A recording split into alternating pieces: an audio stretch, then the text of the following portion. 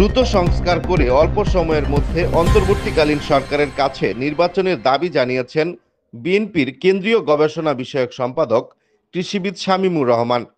বাগেরহাট থেকে মোহাম্মদ আবু বকর সিদ্দিক। দৈনিক যায় যায় বেলা, সত্যের সন্ধানে সারাক্ষণ। অল্প সময়ের মধ্যে সংস্কার করে দ্রুত জাতীয় সংসদ নির্বাচন দেওয়ার আহ্বান জানিয়েছেন বিএনপির গবেষণা বিষয়ক সম্পাদক কৃষিবিদ শামীমুর রহমান। বর্তমান অন্তর্বর্তী সরকারের প্রধান উপদেষ্টা নোবেল বিজয়ী ডক্টর ইউনূসের কাছে এ দাবি জানান তিনি বলেন, এ কাজটি করলে ডক্টর ইউনূসের নাম এদেশের ইতিহাসে স্বর্ণাক্ষরে লেখা থাকবে। বুধবার বিকেলে বাগেরহাটের মোংলার চালনা বন্দর সিনিয়র ফাজিল মাদ্রাসা মাঠে বিএনপির চেয়ারপারসন বেগম খালেদা জিয়ার সুস্থতা ও ঈদ উপলক্ষে গরিবদের মাঝে শাড়ি লুঙ্গি বিতরণ অনুষ্ঠানে প্রধান অতিথির বক্তৃতায় তিনি কথা বলেন।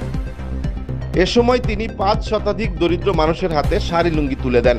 এ অনুষ্ঠানে অন্যান্যদের মধ্যে উপস্থিত ছিলেন পৌর বিএনপির সদস্য সচিব মাহবুবুর রহমান মানিক, পৌর বিএনপির যুগ্ম আহ্বায়ক ইমরান হোসেন, স্বেচ্ছাসেবক দলের আহ্বায়ক সাব্বির হোসেন, সদস্য সচিব নুরুদ্দিন টুটুল, মুক্তিযোদ্ধা দল সভাপতি বীর মুক্তিযোদ্ধা আবু হানিফ, আরাফাত রহমান কোকো ক্রীড়া সংসদের কেন্দ্রীয় সদস্য মাকসুদ হাওলাদার, আরাফাত রহমান কোকো ক্রীড়া সংসদের সভাপতি মোহাম্মদ সেলিম হাওলাদার ও সাধারণ সম্পাদক মোহাম্মদ সোহেল হাওলাদার সহ উল্লেখযোগ্য ব্যক্তিবর্গরা উপস্থিত ছিলেন।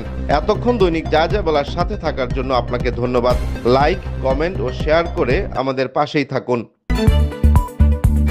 দৈনিক যায় যায় বেলা, সত্যের সন্ধানে সারাক্ষণ।